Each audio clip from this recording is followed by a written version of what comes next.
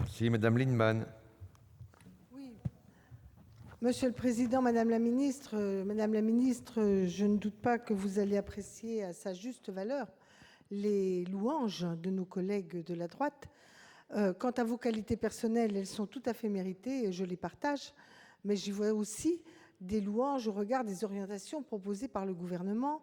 Et là, pour le coup, ça m'inquiète davantage, car nous connaissons bien l'argumentaire que nos collègues de droite nous ont à nouveau donné sur la confiance aux entreprises au niveau local et au dialogue local, dont on sait qu'elles recouvrent d'autres intentions. Et d'ailleurs, Madame la Ministre, vous avez pu observer qu'une fois que la boîte de Pandore est ouverte, elle s'ouvre de plus en plus largement, ce que l'on peut redouter.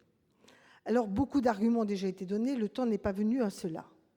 Je voudrais toutefois rappeler à notre collègue qui parle du modèle scandinave que j'ai justement donné l'exemple de la Finlande, où vient d'être signé un accord de compétitivité et où justement le verrou que les syndicats ont souhaité mettre, c'est qu'il y ait la hiérarchie des normes et qu'on ne mette pas la primauté des accords d'entreprise.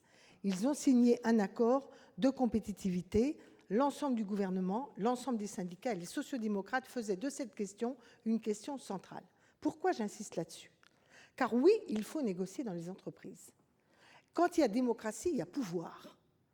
Dans les modèles sociodémocrates, il y a du pouvoir donné aux salariés, notamment, d'ailleurs, ça fait culturellement débat dans notre pays.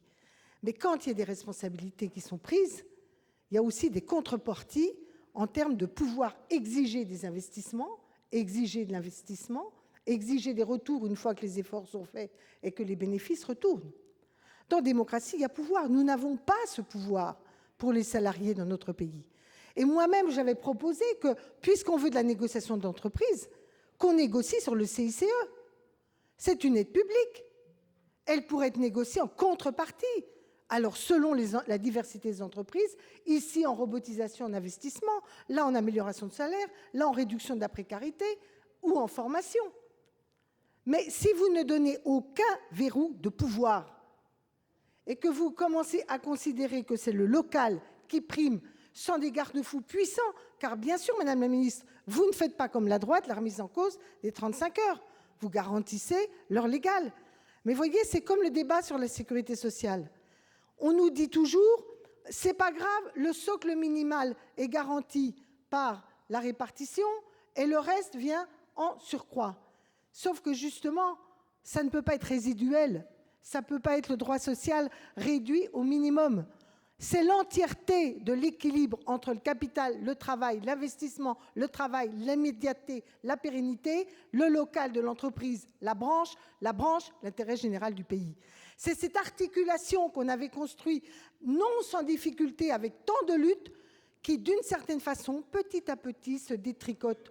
Et donc, pour ma part, avec mon groupe contre la droite, je vote contre cet article, mais aussi, j'attire l'attention du gouvernement qu'il faut le réécrire et négocier. Très bien. Monsieur Houpert.